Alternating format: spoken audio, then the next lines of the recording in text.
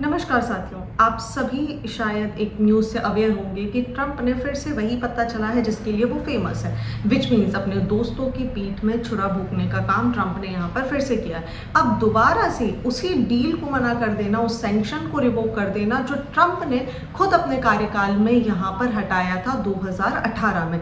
जी हाँ, मैं बात कर रही हूँ डोनाल्ड ट्रंप के उस बयान की, उस पब्लिक स्टेटमेंट की जिसमें डोनाल्ड ट्रंप खुलेआम ये बोलते हुए नजर आ रहे हैं अपनी विजिट में, यूके पर एक विजिट पर गए हुए थे कि भाई हमने जो तालिबान को यहाँ पर हैंड ओवर कर दिया था Bagram base, that means we are talking about Afghanistan here, वो भाई अब हमें वापस चाहिए है। इसकी वजह से पूरे के पूरे एरिया में एक टेंशन एस्केलेट हो चुका है। कारण क्यों? क्योंकि कहीं ना कहीं आप देखेंगे कि पाकिस्तान और सऊदी के बीच में अभी एक डिफेंस पैक्ट साइन हुआ था, जिसकी वजह से समझा जा रहा था कि यूएस इन सभी को बैक नहीं कर रहा है। तो क्या ये कहीं ना कहीं यूएस के द्वारा दोबारा से मिडिल ईस्ट में अपनी पोजीशन को स्ट्रॉन्ग करने के लिए किया गया काम है? क्योंकि यहाँ पर ना केवल इन्होंने बागराम एयरबेस की डिमांड करी है, साथ ही साथ चाबार पोर्ट जिसे इंडिया ने यहाँ पर इसमें इतना बड़ा डेवलपमेंट किया है, इतना ह्यूज अमाउंट इसमें इन्वेस्ट किया है, उस पर भी सैंक्शंस रिवोक कर दिए हैं। तो चलिए समझते हैं आखिर ये पूरा मामला क्या है। नमस्कार साथियों, मैं प्रज्ञा पांडे स्वागत करती हूँ आप सभी का हमारे YouTube चैनल में गली से ग्लोबल तक। देखिए, बागराम जो कि एक एयरबेस है, अब मैं आपको बताऊंगी, मैं जो जो चीजें आपको बताने वाली हूं, एक एक बात बहुत इंपॉर्टेंट है।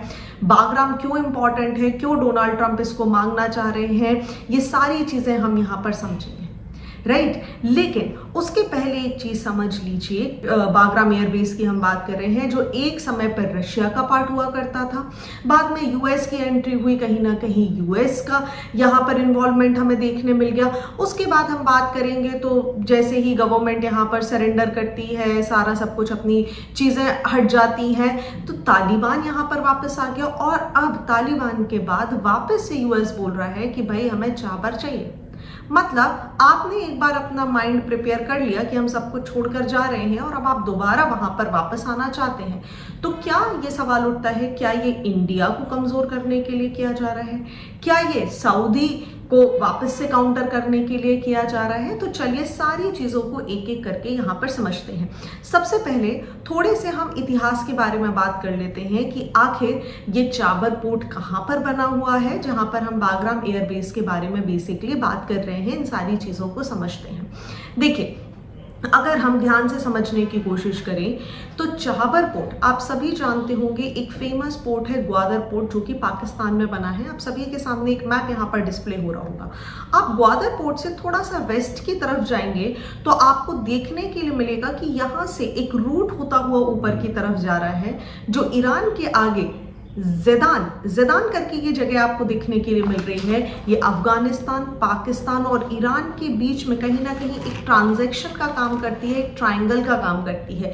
यहीं से ये पोर्ट होता हुआ ऊपर की तरफ आप देखेंगे अफगानिस्तान, और यहाँ से तुर्कमेनिस्तान और बाकी सारी एरिया में इंडिया की कनेक्टिविटी को बढ़ा देता है।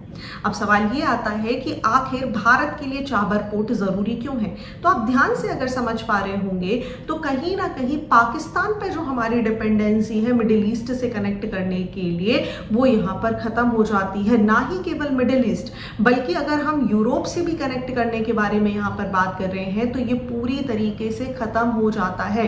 ओमान की खाड़ी में बना हुआ ये पोर्ट जो आप देख रहे हैं यहाँ पर, ये स्ट्रैटेजिकली भी अगर हम बात करें और इकोनॉमिकल पॉइंट ऑफ व्यू से बात करें, दोनों जगह से भारत के लिए महत्वपूर्ण है। देखिए, चाबर पोर्ट बेसिकली पाकिस्तान, आप अगेन यहाँ पर मैप देखेंगे तो कराची के बंदरगाह से, मतलब कराची का जो पोर्ट है उससे लगभग 140 किलोमीटर्स के डिस्टेंस पर है, ठीक है। लेकिन वहीं अगर आप गुजरात के कांडला पोर्ट की तरफ यहाँ पर देखेंगे तो उससे 1000 किलोमीटर दूर है। तो चाबर जो ये पोर्ट है, ये अफगानिस्तान, रशिया और पूरे के पूरे सेंट्रल एशिया या यूरोप तक अगर हम जाने की बात करें तो ये इंडिया के लिए एक डायरेक्ट रूट प्रोवाइड करता है। That means it is not just strategically important for India, it is economically also important, क्योंकि यहाँ से बहुत ह्यूज अमाउंट में ट्रांसपोर्टेशंस किए जाते हैं। अब अमेरिका ये जो यहाँ पर प्रतिबंध लगाने की बात कर रहा है, इसकी वजह से भारत को प्रॉब्लम हो सकती है, क्योंकि चाइना का जो एम है, one belt one road initiative, मतलब भारत को सर्कल करने की जो बात यहाँ पर चल रही है, वो यहाँ पर कहीं ना कहीं दोबारा प्रोवोक हो सकती है। अब बात करते हैं कि जियोपॉलिटिकल स्ट्रेटेजी तो हमें समझ आ गई कि क्यों महत्वपूर्ण है। अब इसमें भारत ने अभी तक कितना इन्वेस्ट किया है, तो देखिए 8 अरब डॉलर की अगर मैं बात करूं कि भारत यहां पर भविष्य में करने की योजना बना रहा था। इसके पहले भी अगर हम बात करें तो भारत और इस ऑपरेशन में लगभग इसके डेवलपमेंट को लेकर 120 मिलियन अमेरिकन यूएस डॉलर की अगर हम बात करें, इसका निवेश ऑलमोस्ट हम यहां पर कर चुके हैं। ठीक है, अब दूसरी बात समझ लीजिए, तो वापस आप अब क्योंकि मैंने एक शब्द यहां पर इस्तेमाल किया था कि इसे रिवोक किया गया है, सैंक्शंस को दोबारा लगा दिए गए हैं, तो हमें एक तरफ जियोपॉलिटिकल इसकी इंपॉर्टेंस समझ में आ गई कि भाई हम पाकिस्तान को भी काउंटर कर सकते हैं, हम चाइना को भी काउंटर कर सकते हैं, ग्वादर पोर्ट को काउंटर कर सकते हैं, हमारी जो डिपेंडेंसी है वो यहाँ पर खत्म हो सकती है। लेकिन अब ये सवाल उठता है कि क्या भारत के लिए ये लॉस का विषय है? शॉर्ट टर्म में बोलूं तो हाँ, लॉन्ग टर्म में बोलूं तो ना। साथ ही साथ सवाल ये भी उठता है कि क्या ये ट्रंप का फेलियर है, तो इसके बारे में हम वीडियो के एंड में बात करेंगे। अब समझ लेते हैं बागराम एयरबेस के बारे में। देखिए, आप बागराम एयरबेस को अगर यहाँ पर देखेंगे तो ये 3300 एकड़ में बना हुआ एक एयरबेस है। मतलब दुनिया का एक बहुत बड़ा एयरबेस आपको देखने के लिए मिलेगा, और ट्रंप डायरेक्टली बोल रहे हैं। आप ये स्टेटमेंट यहाँ पर सुनिए, मैं चाहती हूँ आप इस स्टेटमेंट को यहाँ पर ध्यान से सुने। Afghanistan, but we're going to leave it with strength and dignity, and we're going to keep Bagram, the big air base, that one of the biggest air bases in the world. We gave it to them for nothing. We're trying to get it back, by the way. Okay, that could be a little breaking news. We're trying to get it back because they need things from us. We want that base back. But one of the reasons we want the base is, as you know, it's an hour away from where China makes its nuclear weapons. I'm very close to India. I'm very close to the Prime Minister of India. I spoke to him the other day, wished him a happy birthday. We have a very good relationship. He put out a beautiful statement too. We have, but I said, I sanctioned them. Okay, अब आपने अगर ये statement सुना होगा तो आपको समझ आ रहा होगा कि यूएस प्रेसिडेंट बेसिकली बात कर रहे हैं 3300 एकड़ में फैले हुए एक एरिया के बारे में। मतलब आप इमेजिन कर लीजिए कि आप शिमला से थोड़ा सा ही छोटा मोटा एक जगह इसकी बात की जा रही है। बागराम मतलब जब यूएस आर्मी यहाँ पर लोकेटेड थी उस समय पर लार्जेस्ट और बिजिएस्ट अमेरिकन मिलिट्री बेस हुआ करता था अफगानिस्तान में। ठीक है, 7 किलोमीटर की लेंथ का इसका रनवे आपको देखने के लिए मिलेगा। ठीक है, एक समय पे अगर मैं यहाँ पर बात करूँ तो 40,000 मिलिट्री पर्सनल, सिविलियन कॉन्ट्रैक्टर्स यहाँ पर स्टेशन किए गए थे बागराम एयरबेस पे। अब ट्रंप महोदय यहाँ पर दो बातें बोलते हुए हमें नजर आ रहे हैं, ध्यान से समझिएगा। पहली चीज इन्होंने ये बोली कि भाई हमने इतना सारा इन्वेस्टमेंट किया, इतने बड़े एरिया में 7 किलोमीटर लंबा एक रनवे बनाया और हमने ऐसे ही इसको तालिबान को दे दिया। ठीक है, मतलब पैसे हमारे लगे और हम सारा सब कुछ डेवलपमेंट छोड़ के अपनी आर्मी लेकर भी निकल आए और पूरा का पूरा डेवलपमेंट भी इनको दे दिया। तो ये कैसे चलेगा? ये तो गलत बात है, इजंट इट? ये तो अमेरिकन लोगों के पैसे थे ना। दूसरी बात ये क्या बोल रहे हैं उस पर ध्यान देते हैं। अब ध्यान से समझिए, आपके सामने एक मैप आपको दिखाई दे रहा होगा। अफगानिस्तान का जो बागराम एयरबेस है, इसकी स्ट्रैटेजिकली जो लोकेशन है, जो इसकी विसिनिटी है, वो चाइना की न्यूक्लियर बेस से नजदीक है। माना जाता है काशगर एक साइट है बेसिकली जहां पर चाइना ने अपने कुछ न्यूक्लियर चीजों को डिप्लॉय किया हुआ है, और दूसरी साइट आपको लोप नूर देखने के लिए मिल जाएगा। आप ध्यान से समझेंगे तो अब अमेरिका बेसिकली वेस्टर्न वर्ल्ड में बैठा हुआ है।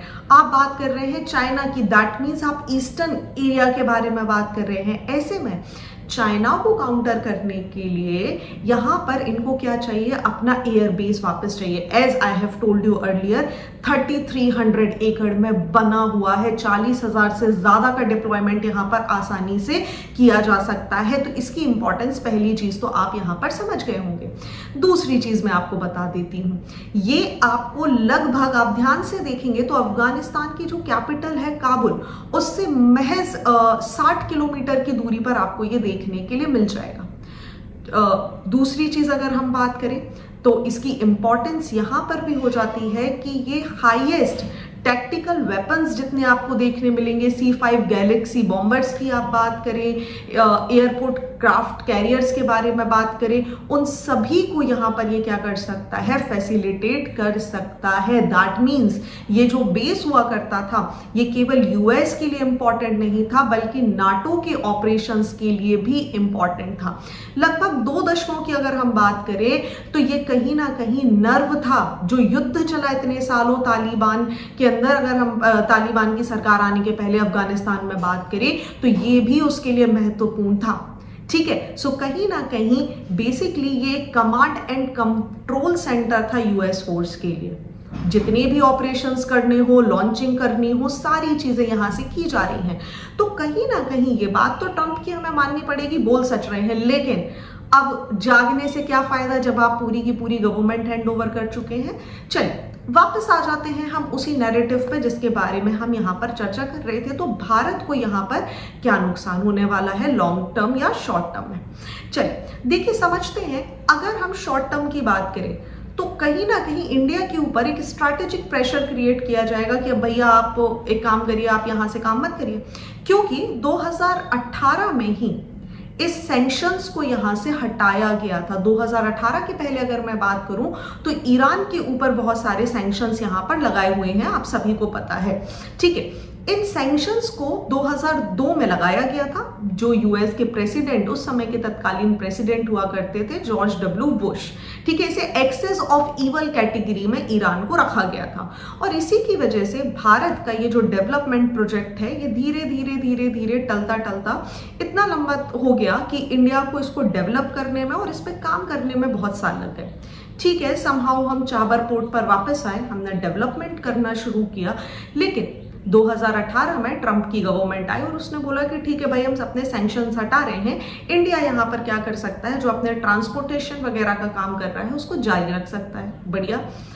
पिछले साल की ही मैं आपको बात बता रही हूं कि भारत और ईरान की सरकार ने 10 साल का एक रिन्यूएबल यहां पर साइन किया, मतलब अपने कॉन्ट्रैक्ट को रिन्यू किया गया, जिसके तहत डिसाइड किया गया कि इंडियन गवर्नमेंट अपने पोर्ट को डेवलप करने के लिए जो भी काम कर रही थी, ठीक है, ग्वादर पोर्ट के डेवलपमेंट के लिए, उसे वैसे ही करेगी।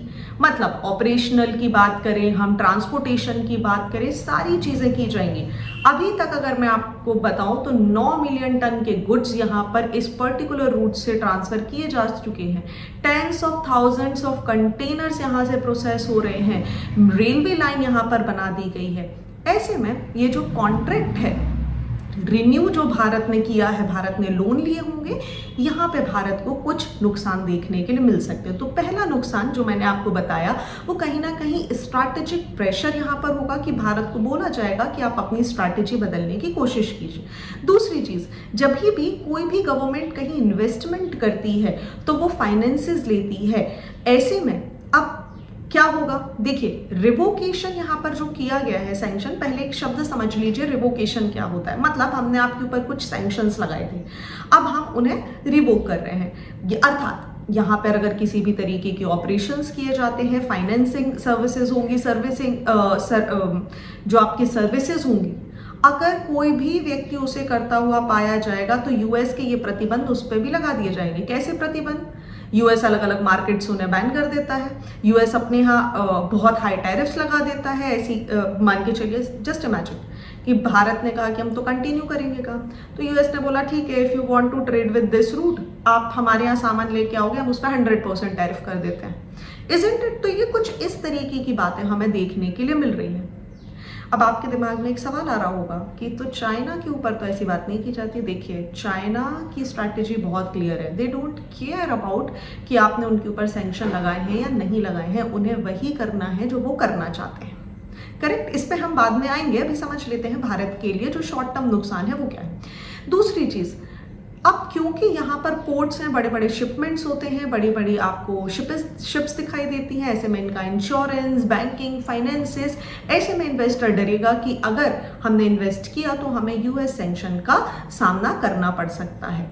दूसरी चीज, ग्वादर पोर्ट को शायद इसकी वजह से फायदा हो सकता है क्योंकि जो शिप्स एंड टर्मिनल्स अब यहाँ पर आएंगे उनको डर होगा कि भाई कहीं ना कहीं हमारे ऊपर क्या हो सकता है, सैंक्शन लग सकता है, इजंट इट, यूएस का।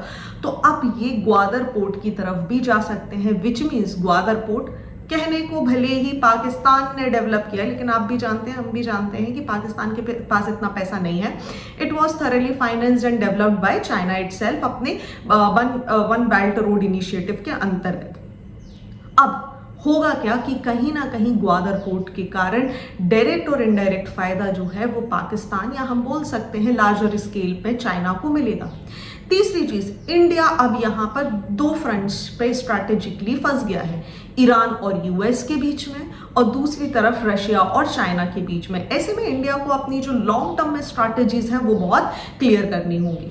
अब चलिए नुकसान की बात करते हैं। तो क्या पाकिस्तान को सिर्फ फायदे हैं, इंडिया को ही नुकसान हो रहे हैं? जी नहीं। तालिबान में बैठी हुई सरकार पाकिस्तान गवर्नमेंट से नफरत करती है, और आप सभी जानते होंगे बालूचिस्तान लिबरेशन आर्मी को। तो ये जो पोर्ट की मैं बात कर रही थी, ग्वादर पोर्ट, ये भी बना हुआ है बालूचिस्तान में। ऐसे में जब यूएस गवर्नमेंट तालिबान के साथ बागराम पोर्ट वापस लेने की बात करेगी तो नेगोशिएशंस की टेबल पर एक तरफ बैठेगा तालिबान, साथ ही साथ कहीं ना कहीं बलूचिस्तान लिबरेशन फ्रंट के कुछ लोग बैठेंगे और एक तरफ बैठेगा यूएसए। नुकसान होगा पाकिस्तान को, ठीक है, क्योंकि कभी भी ये बलूचिस्तान लिबरेशन फ्रंट और तालिबान पाकिस्तान के साथ नेगोशिएशन करना नहीं चाहेंगे। So this is something important. Long term नुकसान जो मैंने बोला था कि कोई खास नुकसान नहीं है, वो क्या कि देखिए ट्रंप का कार्यकाल लगभग 3 साल के आसपास का बचा हुआ है। इन सैंक्शंस को समहाउ हम जैसे तैसे देख लेंगे, लेकिन 3 साल बाद जो नई सरकार आएगी उसके साथ हमें नए तरीके से डील करना होगा। ये यहाँ पर थोड़ा सा महत्वपूर्ण हो जाता है। आई थिंक यहां तक आपको सारी चीजें 1 to 1 क्लियर कट हो चुकी होंगी। तो सारी चीजें हमें यहां पर क्लियर हो चुकी हैं। अब हमें देखना है कि किस तरीके से इसका फर्दर डेवलपमेंट हमें देखने मिलेगा। तो अगर मैं पूरी की पूरे वीडियो को क्रक्स करूं तो क्या भारत के लिए नुकसान है?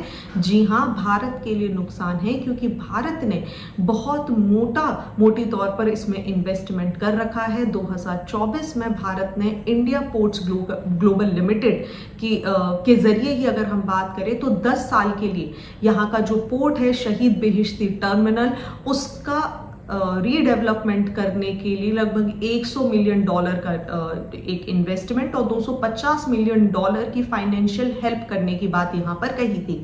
दूसरी तरफ बात करें तो भारत इस पर्टिकुलर पोर्ट के माध्यम से अफगानिस्तान को अभी तक लगभग 20,000 टन गेहूं, ईरान को बहुत सारे पेस्टिसाइड्स यहाँ पर भेज चुका है। क्लियर? अब यहां पर समझ लीजिए कि क्या चाइना को फायदा होगा? बिल्कुल। अमेरिका के इस डायरेक्ट सैंक्शन के कारण अगर हम देखें तो चाइना और पाकिस्तान को फायदा पहुंचने की बहुत ज्यादा गुंजाइश नजर आ रही है, क्योंकि क्योंकि एक पर्टिकुलर पोर्ट चाबर पोर्ट नहीं है, तो कहीं ना कहीं कनेक्टिविटी के लिए ग्वादर पोर्ट का इस्तेमाल किया जा सकता है।